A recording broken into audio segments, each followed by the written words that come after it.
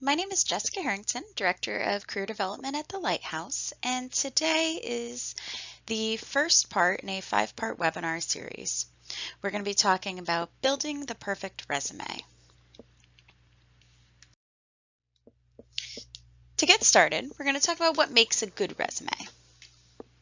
Well, it's going to be free of spelling and grammatical errors.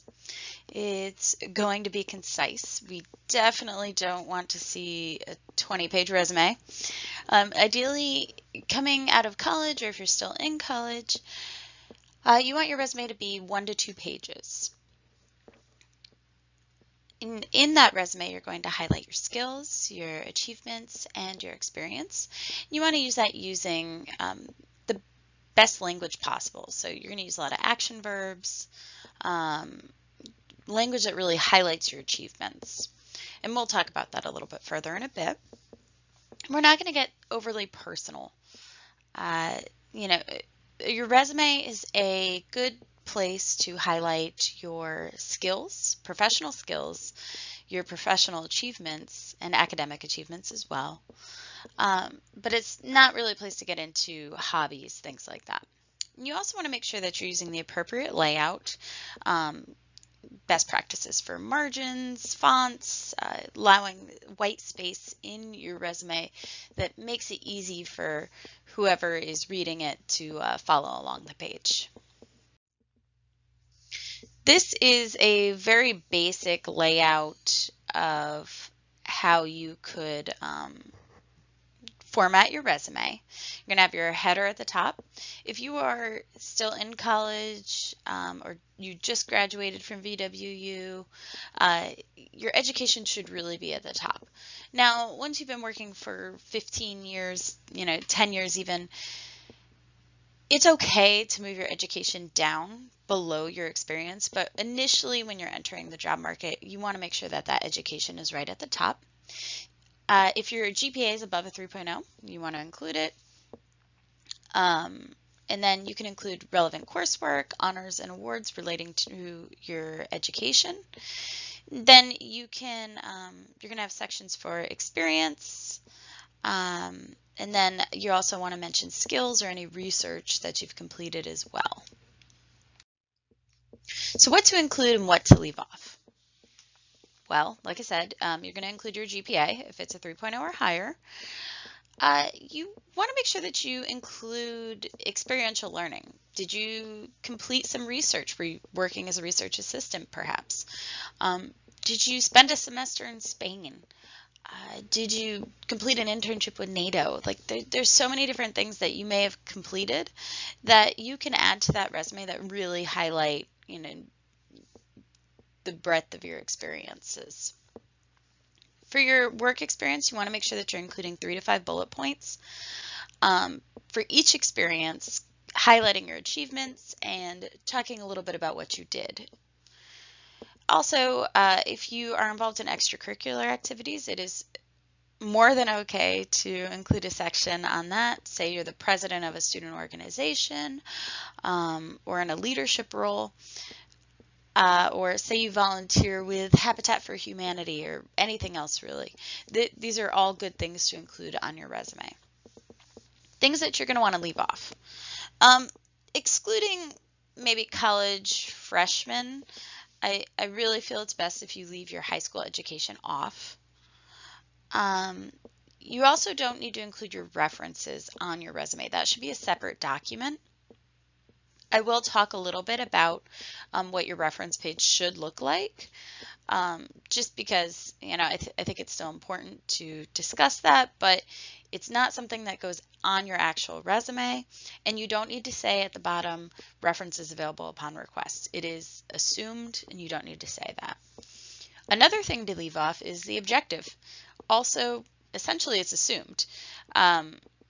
If you're applying for a analyst position with a company and you say my objective is to obtain an analyst position, well, they kind of know that already because you're applying for the job. What is a great replacement for that is a cover letter. It gives you a better chance to talk about yourself a little bit more personally, and kind of really focus in on some of those achievements that you've accomplished. You're going to leave off your GPA if it's under 3.0. We're going to leave off random hobbies. I really enjoy gardening, but I am not putting that on my resume. Another thing to leave off are mundane tasks. We will talk about that a little bit more in a bit, but I don't need to hear that you spent your day filing and answering phones. There's a better way to word that. And if you say you work somewhere for a week and you hated your job and you said this isn't for me and you stopped working there, or something along those lines, just leave it off if you work somewhere for a week. It's better to not even highlight that than to have to explain why you were there, for such a short period of time. Likely, if you had a bad experience, or you didn't stick around somewhere, you probably don't want them contacting that employer as a reference anyway. So you're better off just leaving it off. Now, that said, there are short-term experiences that you want to include. Say you completed a 3-week-long externship somewhere. It is totally acceptable to include that. Just make sure that you include that it is an externship. And last but not least, do not put your photo on your resume. There are a lot of templates that are floating around at this point that include a spot for a photo. I will tell you that, for the most part, if an employer sees your photo on a resume that you submit, they are either going to send it back to you and ask you to resubmit it without your photo, or they're not even going to look at it. It has to do with potential liability for the employer in terms of discrimination, and so they don't really want your photo on there. Of course, there's exceptions to every rule, and in this case, say you're applying to be a news anchor and they ask you to include your photo, then that might be acceptable. Something like that. If you're applying to model or act or something like that, then of course that's the exception. But for the vast majority of positions, if you're applying to be a technical writer somewhere, they probably don't care what you look like. So what we do care about how things look is how your resume is formatted. Templates are very popular. I will tell you that I prefer using just a Word document or a Google Doc, creating just a basic resume that isn't in template form. And we'll talk a little bit more about why templates are an issue for ATS systems, applicant tracking software, in a little bit. But in addition to that, sometimes templates can be very difficult to read, and if your experience doesn't match the exact template format, it can be really difficult to work with. So really, it's better just to keep a simple format where you're just going down the page and listing your education experience. You can use color on a resume. Just avoid, hot pink and neon green. Keep with professional colors, navy, maroon, charcoal gray, things like that. Those are great colors to use in a resume. And you can add, that color in your header, in various section headers, and then if you want to add a little color to your bullet points, that's totally acceptable. But don't use colors that are really difficult to read. I probably wouldn't suggest using like a background color or anything like that. Just simple white backgrounds, and colors that are still dark enough that it's easy for someone reading it over to actually read what's on there. Your margins should be between 3/4 of an inch and 1 inch, preferably. You don't want 2-inch margins. You also don't want 1/4 inch margins. couple reasons. One, it can make your page look really crowded if you're trying to just cram everything into a page. It's better to have appropriate sized margins and go into 2 pages rather than try to cram everything in. You also want to make sure that you're using action-based language, and make sure that your resume is proofread. And on that note, watch your tenses in your resume. If you were working somewhere and you're no longer there, make sure that you're switching those bullet points over to past tense. Manage inventory should be changed to managed inventory. It's a small detail, but it's still important to include that. So here's an example of what your header can look like. Your name should be a little bit bigger than everything else. You want to include your phone number. You can include your full address, but you really don't have to. Just your city, state, and zip code is fine. An email, a professional email, your Virginia Wesleyan email is totally acceptable to use. Just keep in mind, if you are applying after graduation, that your email is available to you for a year after graduation. So, at that point, it may be better to create a professional email that is going to last a little bit longer. You can also include a link to your LinkedIn. If you have a portfolio, this is also a great place to include a link for that. So, when I talk about action words, using the appropriate language, things like that, here's some examples of that kind of language. We want to use words that kind of highlight what you have accomplished at whatever job, internship, educational opportunity that you've had. So, instead of saying organized files, you could say, streamlined companies' filing system to create a system that was more efficient and, more accessible. Something like that. Something that really highlights what you did instead of just sounding like you're listing off tasks. So here's another example of how you can do that. Say you did data entry somewhere. Enter data in computer system. Or we can say, accurately and efficiently recorded data into company's reporting database.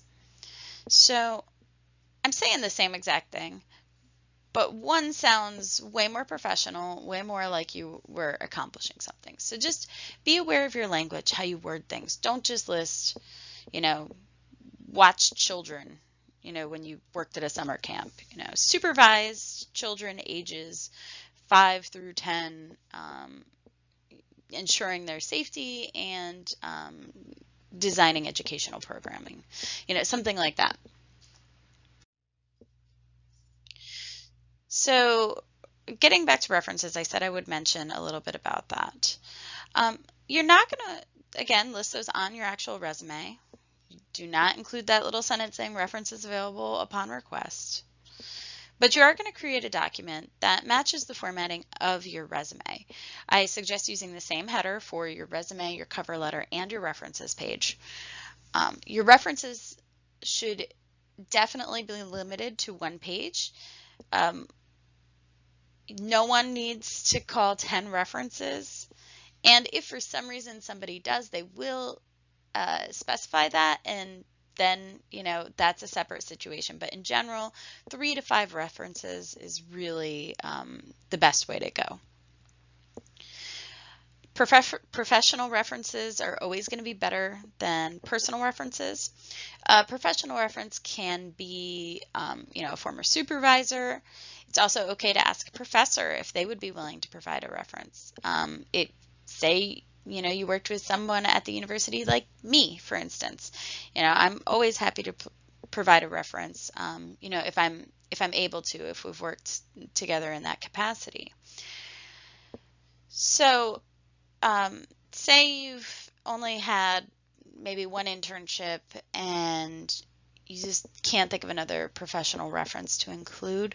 It is okay to include a personal reference as well, but I suggest maybe like a family friend or, someone along those lines, rather than, someone like your mom or your sister. When you list references, make sure that they know that you're doing so. I also suggest letting your references know what jobs you're applying for, and also sending them a copy of your resume, just so that they can review that, especially if it's been a while since you worked with them. And when you're listing each reference, make sure that you're including a couple different kinds of contact information. So you want to include their name, their title, the company that they're with, and then you also want to include a working phone number and an email where they can actually be reached at. A lot of reference requests are provided via email now, so if you can, you want to make sure that you include the email as well. So I want to talk a little bit about ATS, what it is and why it does actually matter. So the majority of employers these days use ATS systems, which an ATS is an applicant tracking system. It's recruiting software that companies use to track who has applied for positions and often how well of a match they are for positions.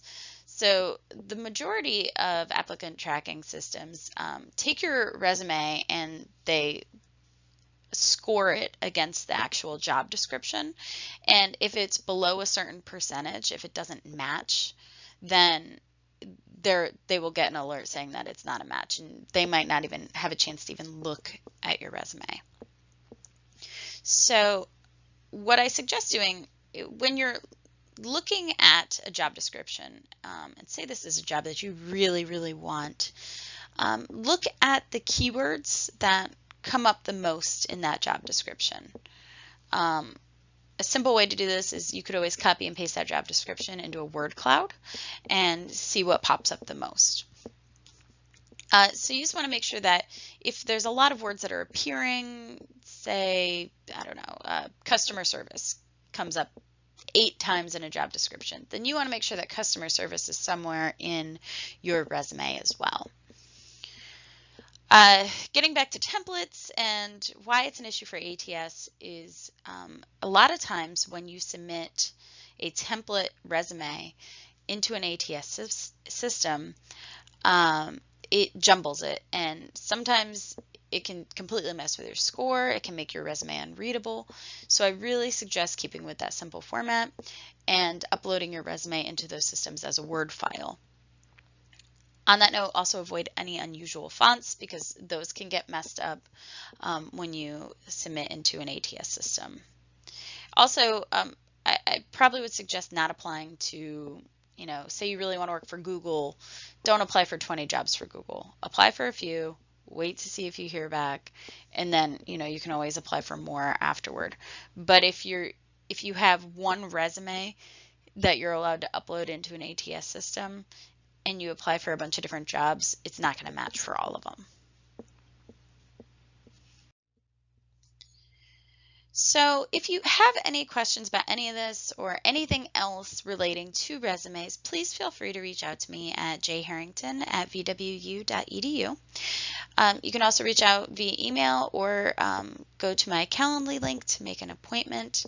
Anytime you want to discuss resumes any time of the year, whether you're a current student or an alumnus, I am always happy to help. Have a great day.